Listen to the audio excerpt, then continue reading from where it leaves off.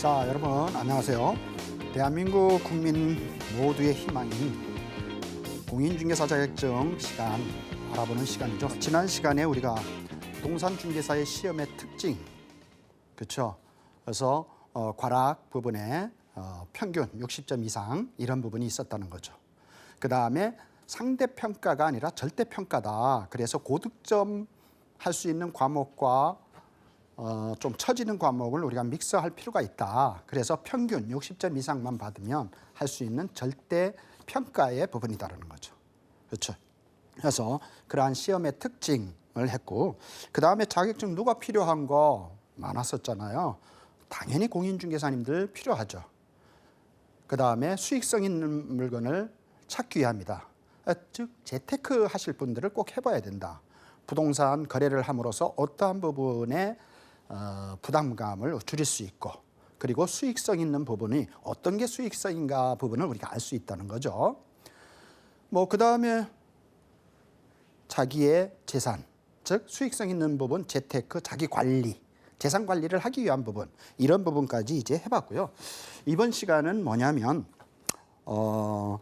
공인중개사 시험 과목의 범위죠. 시험 과목에 대한 부분에 시험 범위는 어떻게 되고, 출제 분석을 해서 그 물건의 그 과목의 출제 분석을 하고 어떻게 공부하면 될 것이냐, 그런 부분들을 이번 시간에 같이 해볼 거거든요. 그래서 이번 시간 그 각 과목에 대한 부분에 대해서 시험 범위 분석하고 어떻게 공부할 것이냐, 이런 부분 같이 한번 해보겠습니다. 자, 공인중개사 시험 과목 및 범위를 보면, 과목은요 크게 보면 1교시, 2교시가 있죠. 그래서 오전에는 1차 과목을 보죠. 그래서 1차 과목에서 부동산 학개론, 그렇죠? 학개론에 들어가게 되면 대표적으로 부동산학 개론과 감정평가가 있죠. 이 두 개가 이제 프로수에 따라서 좀 틀려지죠. 그래서 부동산 학개론과 부동산 감정평가론이 있다.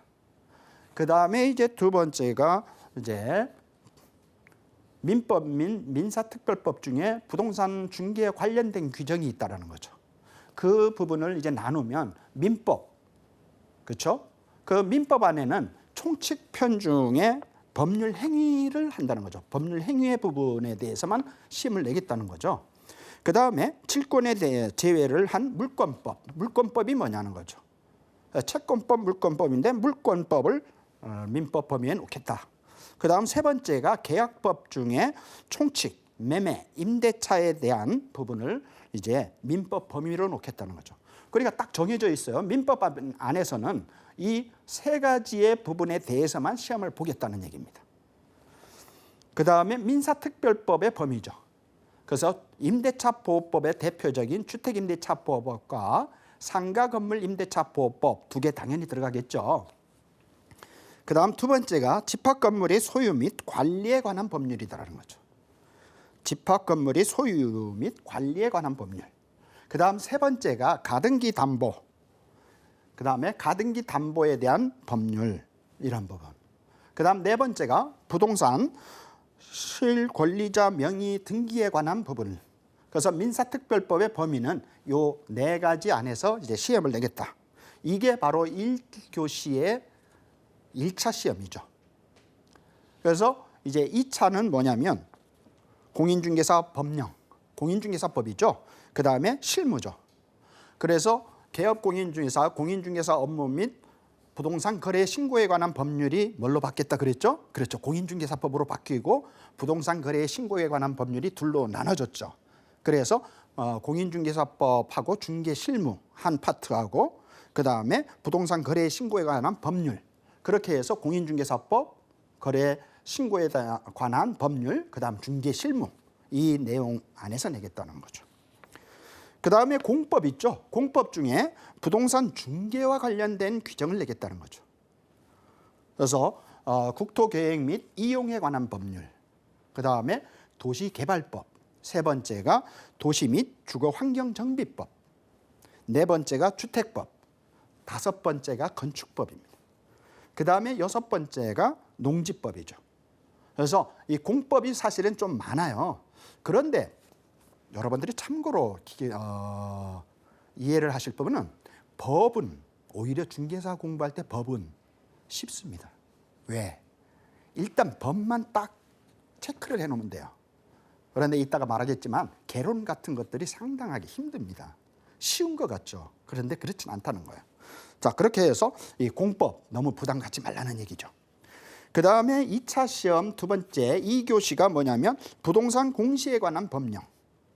그래서 부동산 등기법, 예전에 지적법인 공간정보의 구축 및 관리 등에 관한 법률 및 부동산 관련의 세법 이렇게 해서 낸다는 거죠. 그래서 부동산 등기법, 공간정보의 구축 및 관리 등에 관한 법률 2장 4절 및 3장 딱 확정이 돼 있어요. 그 외에는 아니라는 거죠. 그러니까 이 지침이 나와 있는 그대로만 하시면 된다는 거죠. 그 다음에 부동산 관련에 대한 세법 이러한 부분들을 우리는 이제 시험 과목과 범위라는 거죠.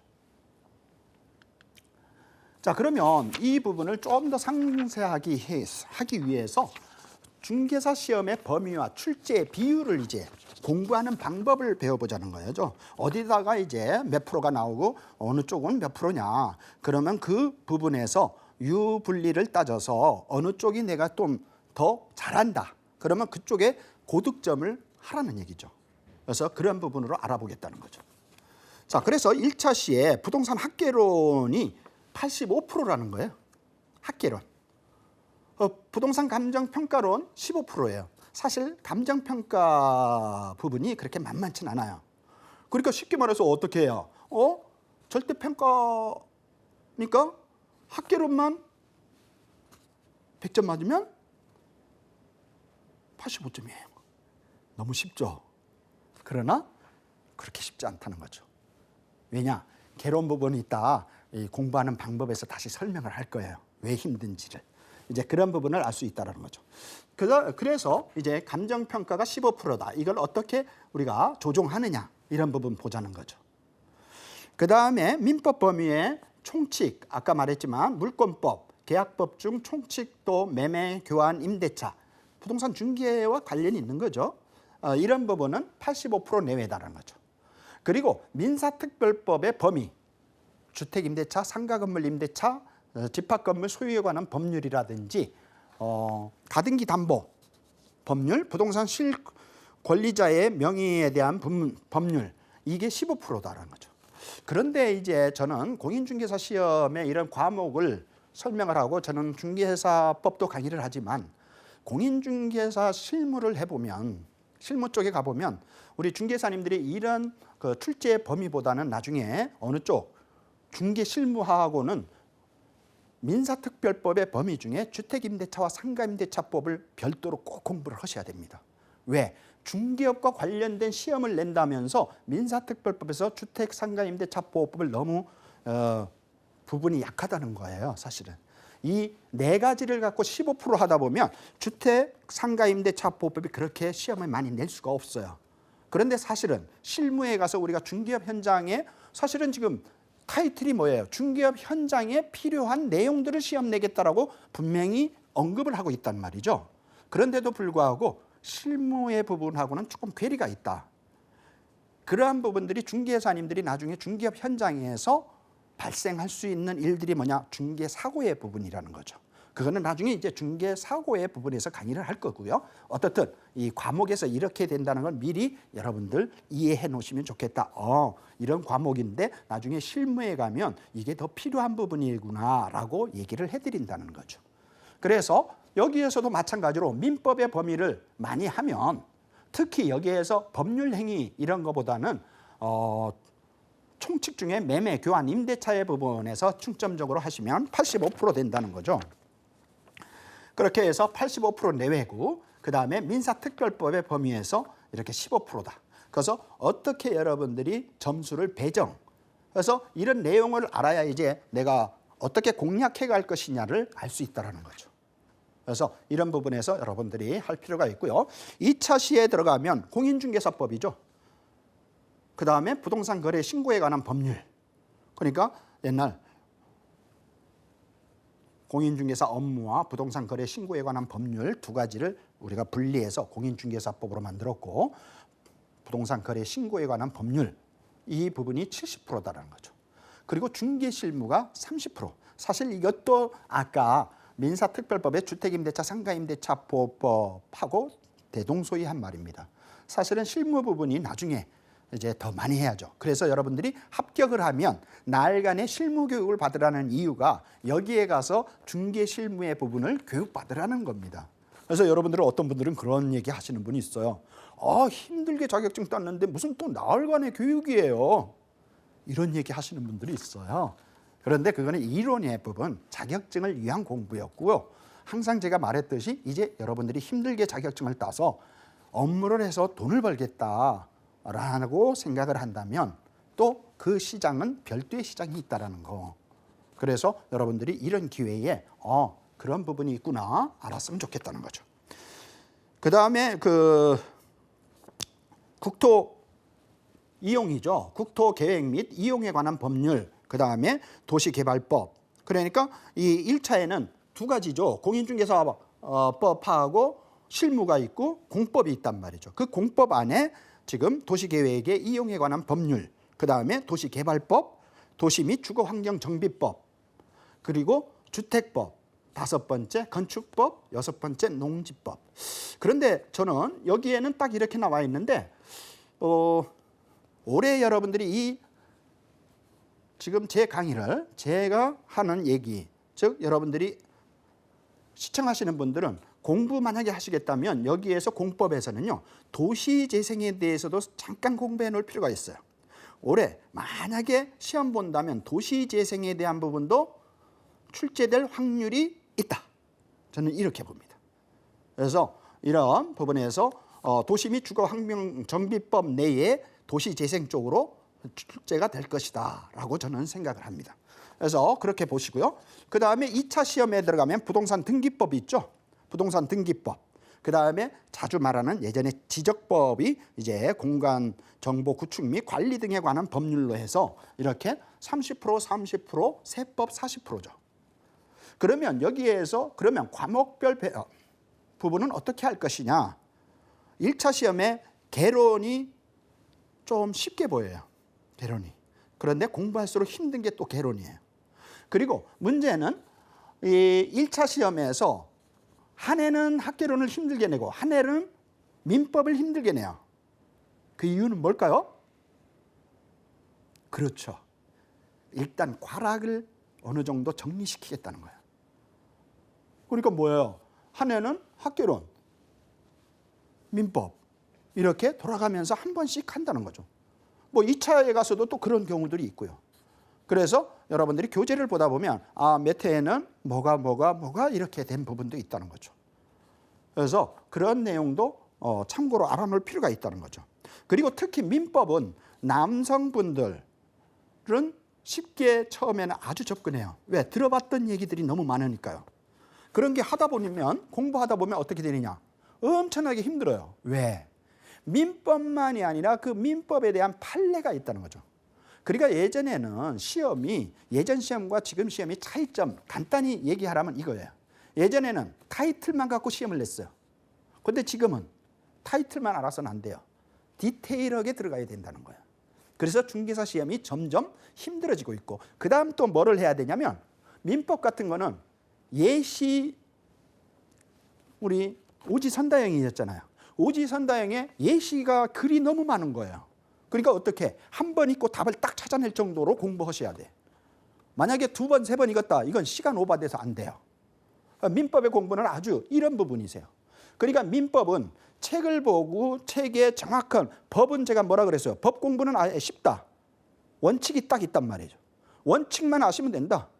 그리고 그 법을 공부하고 그거를 어떻게 판례에 어떻게 인용하고 있느냐 이런 부분만 공부하시면 되는데 학개론은 어떻게 해야 되느냐? 학개론은 총체적으로 말하면 여러분들이 사회적인 즉 부동산의 이슈적인 부분을 자꾸 접하고 있어야 돼요. 그래 올해의 어떤 부분. 그래서 아까 뭐라고 했어요? 도시재생. 최근에 가장 이슈가 도시재생의 부분이죠. 그렇죠? 그래서 이런 부분에서 학개론 쪽에서 학개론은 사회 경험상 사회 부동산 시장이 어떻게 흐르고 있고 그 부동산 시장에 따라서 문제가 발생하는 거 어떤 부분이다. 그거를 해결할 수 있는 방법은 뭐냐. 이런 거 고민하라는 거죠. 그게 이제 학계론이죠. 그래서 민법과 학계론 다 설명해 드렸고요. 그 다음에 공법과 중개사. 그러니까 2차행 가서는 중개사법과 부동산 거래 신고에 관한 법률 이 부분에서 고작 다득점을 해야 돼요. 그래서 공법에서 힘든 부분을 여기에서 보충할 생각을 해야 되고. 벌써 목표가 다 생기죠, 여러분? 드니까 마찬가지잖아요. 이것도 민법에서 점수 많이 따고 학계론에서 보충하라는 거죠. 학계론에 부족한 부분. 아니면 학계론이 쉽게 나오면 민법 힘들 거예요. 그러면 반대로 생각하시라는 거죠. 그래서 서로의 보완적인 부분을 만들라는 거죠. 그 다음에 2차에 부동산 등기법. 여기서도 등기법과 공간정보의 부분, 세법하면 세법이 좀 힘들어요. 근데 또 세법도 부동산 관련에 대한 부분인데 그 세법의 연수마다 자꾸 세법이 바뀐단 말이죠. 그래서 그러한 부분만 딱 체크하시면 된다는 거죠. 그래서 이러한 공인중개사 시험 범위와 출제 범위, 그래서 뭐 문항수는 뭐 다 알 것이고요. 그 다음 100분 100분 이런 거보다는 시험의 범위와 시험을 어떻게 공부할 것이냐, 그 다음에 출제 비율, 그 비율을 내가 어떻게 적절, 유효적절하게 사용할 것이냐, 이러한 부분에 고민을 하시라는 거죠. 자, 그러면 이제 그 과목마다 출제 분석을 한번 해보자는 거예요. 26, 27, 28, 29, 30 하나, 둘, 셋, 넷 5회차를 해서 비율을 해보면 알 거란 말이에요. 왜? 중개사는 기출식이잖아요. 새로운 문제 내는 게 아니라 내는 것도 있지만 거의 기출형이란 말이죠. 예전에 냈던 거를 돌아가면서 낼 수 있다는 거죠. 그래서 여러분들이 이제 중개사 시험 공부를 하게 되면 기출 문제를 많이 풀어야 된다는 거예요. 이론이 딱 정립이 되면 그다음부터 기출 문제를 풀어보는 거죠. 그러면 내가 대강 어느 정도 이해를 하고 있겠다, 이런 거를 알 수 있다는 거죠. 자, 그러면 이 부분에서 부동산 학계론의 출제를 분석해 보면 처음에 이 학계론을 총체적으로 3개로 나누는 거죠. 부동산학의 총론, 그 다음에 강론, 그 다음에 부동산 감정평가. 이거는 이렇게 이해하시면 좋아요. 부동산 총론은요, 부동산이 어떤 거다 얘기를 하고 있고, 그 다음에 부동산학의 강론은 뭐냐? 부동산을 해서 경제론, 어떤 경기에 따라서, 경제론은 뭐냐면 경기에 따라서 부동산 가격이 상향되고 내려가느냐는, 하향 시장을 걷느냐는 거죠. 그렇죠? 그거에 따라서 그 시장이 움직임을 보는 게 부동산 시장, 또 입지. 어떠한 입지에 우리가 들어가야 되느냐, 그러한 부분이고, 그 시장이 경제론에 따라서 수익과, 이거는 경제론에서는 더 쉽게 말하면 그래프로 나오죠. 우리가 어떤 물건이 비싸지면 어때요? 안 사. 싸지면 이때 사. 그러니까 우리가 대형마트를 가는 이유는 싸서 구매를 하는 거란 말이에요. 그게 경제론이죠. 그런데 부동산 경제는 조금 사실 틀려요. 부동산 경제는 배블런이라고 그래가지고 무슨 얘기예요? 부동산 경기가 오르면 오히려 더 쫓아와요. 내려가면 매수자 시장이 팍 꺼져요. 그래서 경제론하고 조금 틀린 부분도 있어요. 그렇지만 어떻든 경제론은 이런 거라는 거죠. 그래서 그 경제론에 따라서 부동산 시장에 굴곡이 생긴다는 거죠. 파도를 친다는 거죠. 그리고 그 시장이, 부동산 시장이 쫙 올라가게 되면 이제 문제가 생기잖아요. 그래서 그때 어떤 정책으로 이 부동산 경기를 내리게 만들 것이냐, 아니면 너무 하향이 돼가지고 부동산 경기가 완전히 죽었다. 부동산 경기가 죽었다는 말은 뭐 이상하게 듣지 마시고요. 약해졌다는 말이죠. 부동산 경기가 떨어지게 되면 모든 우리 경제가 스톱이 된다고 해도 과언이 아니거든요.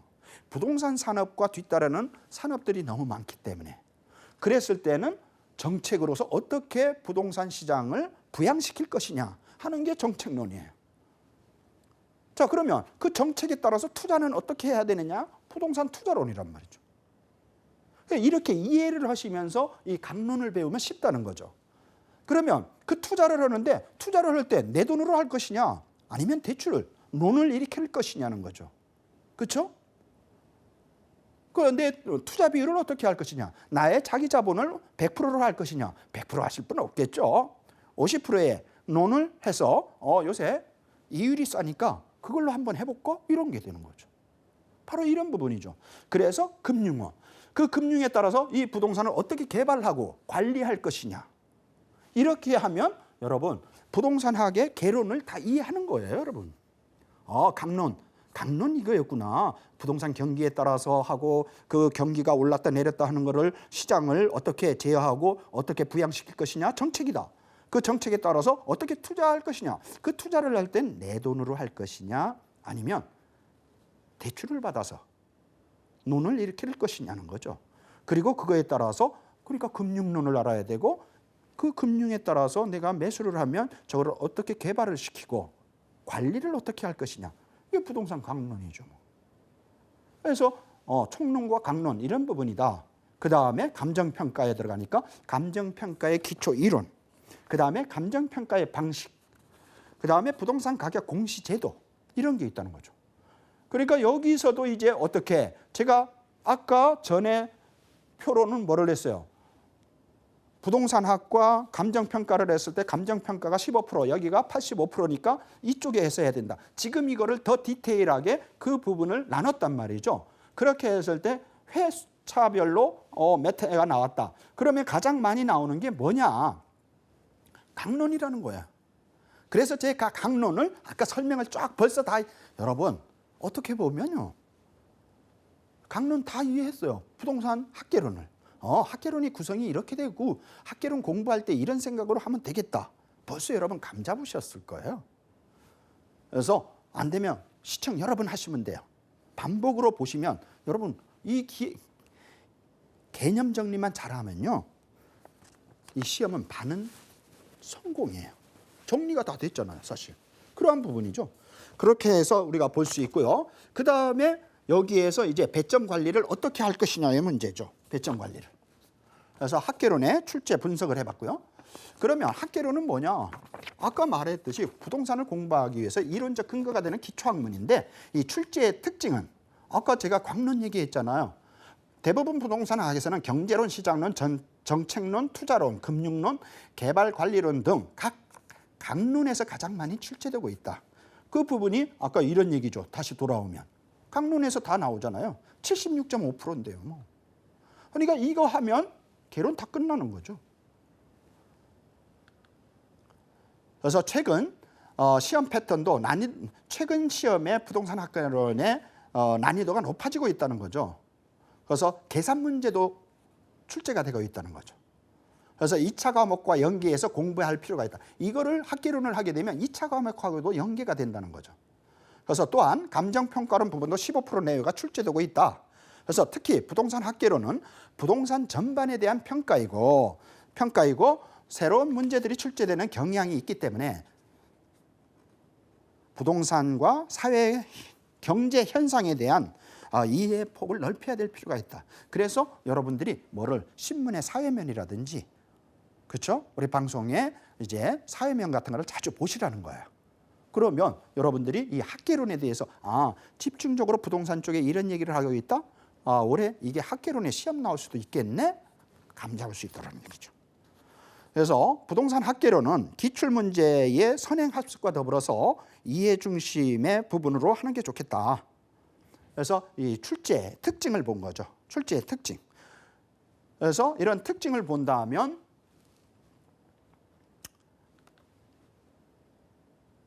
학개론의 공부 방법은 뭐냐는 거죠. 공부 방법. 뭐 아까 사실은 거의 다 얘기했어요. 이 부분은 잠깐 제가 언급만 하고 넘어갈게요.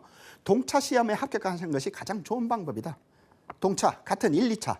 그래서 1차 시험에 힘든 과목임을 인지해야 된다. 왜? 아까 퀄리티도 높아지고 있고 가끔은 엉뚱한 문제도 나온다는 거예요. 그래서 당황할 수 있죠. 그래서 그러한 부분. 그리고 학개론이 또 쉽게 나오는 해가 있단 말이에요. 그럴 때 고득점이면 최고지만 힘들다면 과락 과목에서 벗어나는 거를 즉 뭐를 민법에 투자를 해서 민법에서 고득점을 내서 이쪽을 스크린하는 거죠.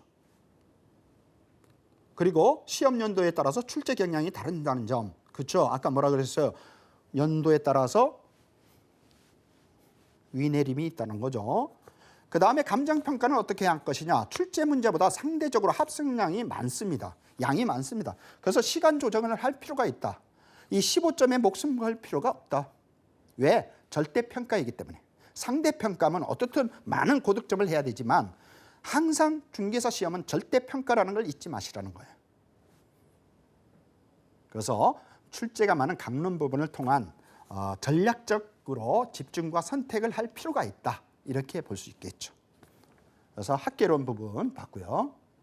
진짜 이제 공인중개사 시험은 합격을 위한 공부를 해야 된다는 거죠.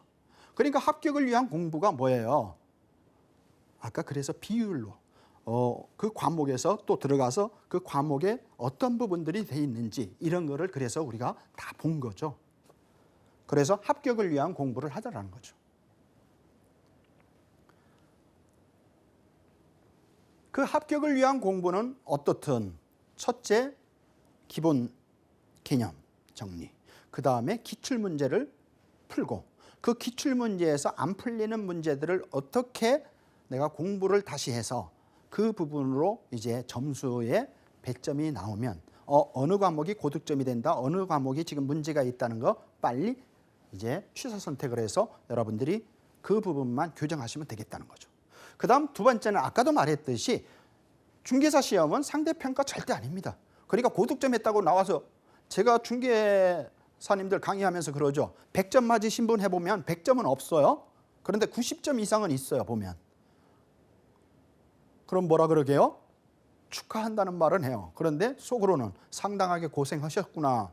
즉 상대평가엔 고득점이 아니라 절대평가를 위한 공부를 하되 다만 그렇게 90점, 100점은 중개업 현장에 갔을 때 본인 앞에 참 필요한 부분이다. 이렇게 볼 수 있죠.